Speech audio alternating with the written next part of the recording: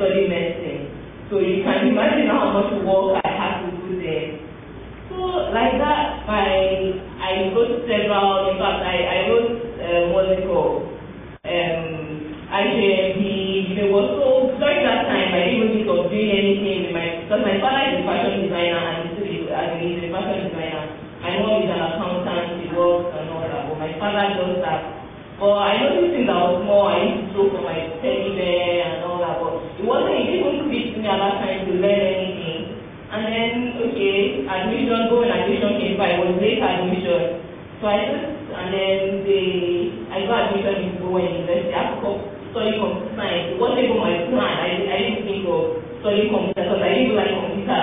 When I was in primary school, I didn't like that computer studies. It wasn't my thing. And I just found myself doing computer science, not even in my plans at all.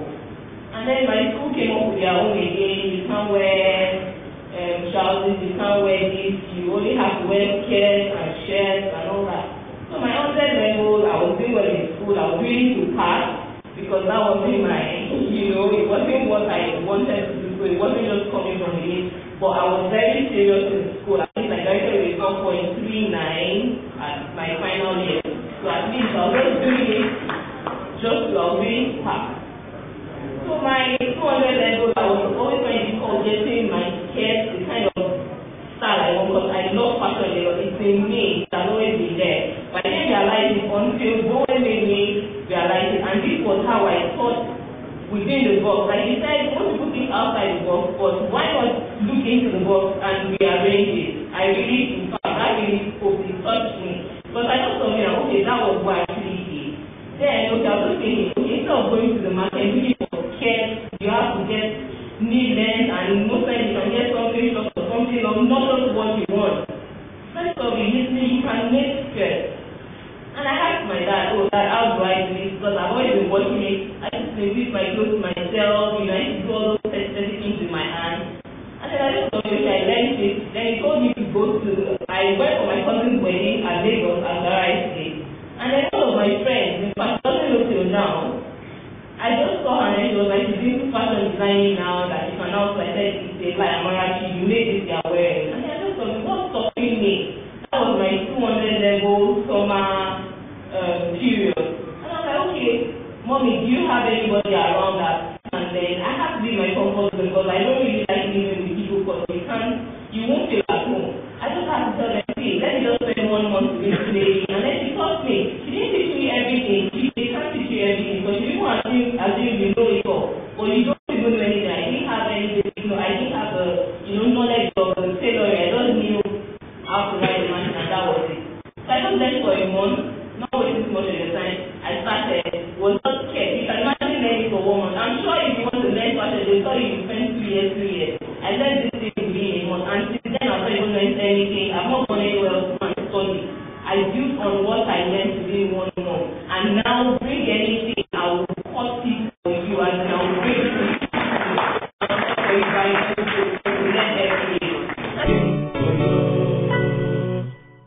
Also, Mr. Akintunde Oyebode delivered his lecture. Mr. Akintunde Oyebode is the head of SME, Stanbic IBTC. Hear from him.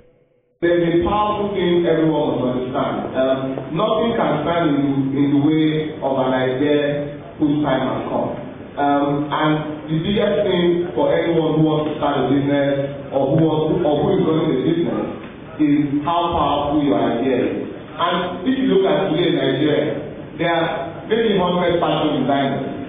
But I can tell you just listening to her that the passion you put in your business is sometimes the difference between winning and losing. Every day, I listen to at least 50 people who want to get loans from banks. From people who are in university, from people who have businesses, and in many cases, it's not about the business plan you bring to us. It's not about how much you tell me this business has got potential. It's about the entrepreneur.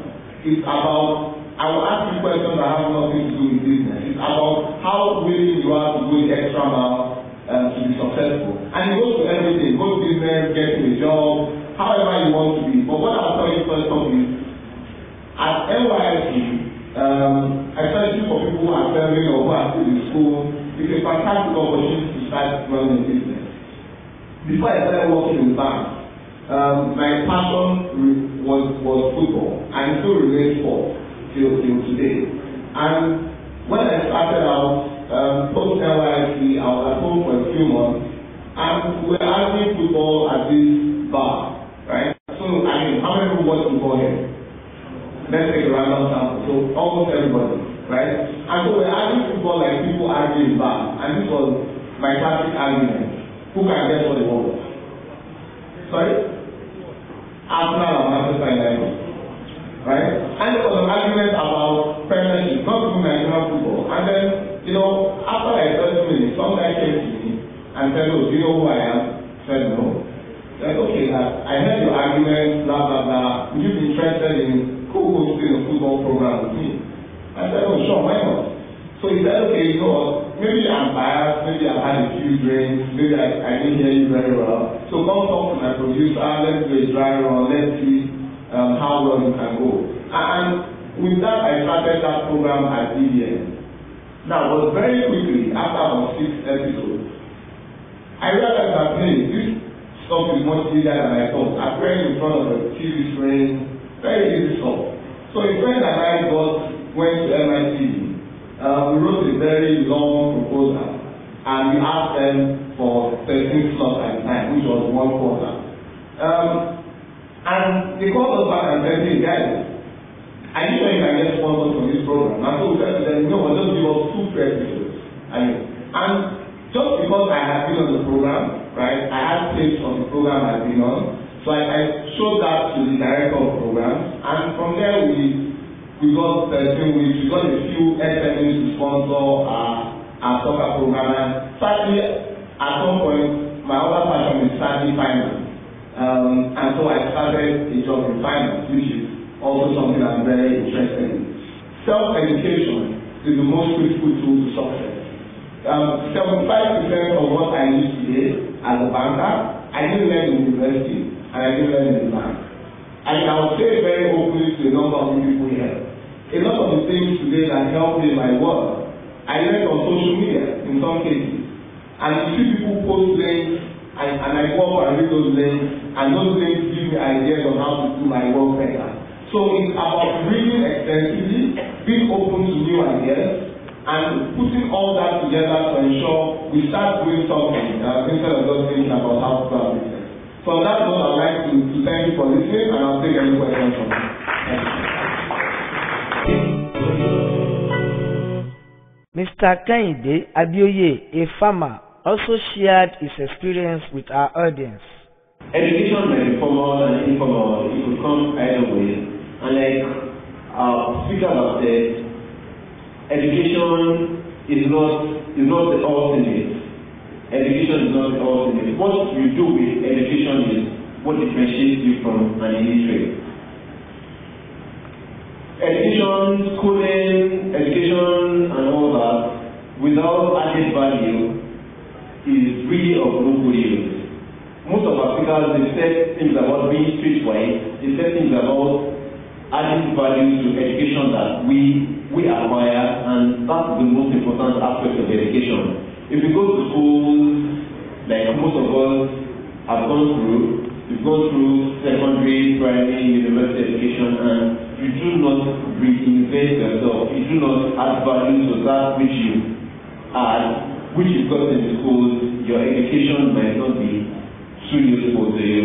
I'm sorry I'm breaking some hearts there, but really we need to add value. We should step out of our comfort zones. We should challenge ourselves. We should ask questions of why things are this way and why they are not this way. That said, I'll still kind of share my story, but I'd like to run through some things I wrote down here, and I'm sure they will be very good for us. I'd like to start by saying that success is not success if it's not gotten fair and square. Education will take you to the level of being self-sustaining, but if you do not get it the right way, then it's not it. As youth, as entrepreneurs, as young men, we should know that there's dignity in labor. Doing things the right way should be the the only way